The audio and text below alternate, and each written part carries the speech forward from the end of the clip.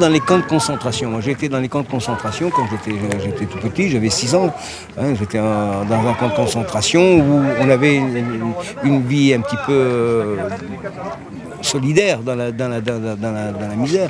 Eh bien, on entendait des chants et les vieux jouer de musique. À l'époque, ils étaient vieux, c'était des hommes de 30-40 ans.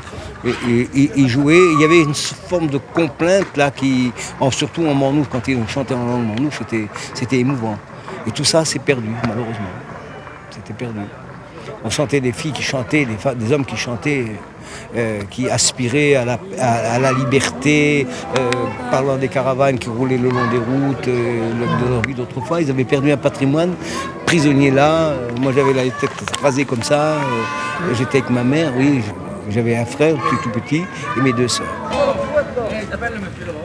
Alors ça aussi, ça a marqué la vie des Gitans. Et c'est à la fin de cette période, après la libération, que les Gitans sont venus au contact de l'Évangile.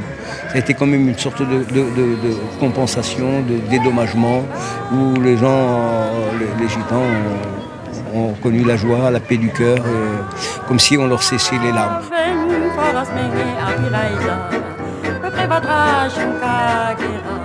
N'oublions pas que le peuple gitan qui nous entoure aujourd'hui a énormément souffert, non seulement par le nazisme, mais par beaucoup d'autres choses encore. Le racisme, même qui au XXIe siècle n'est pas encore aboli.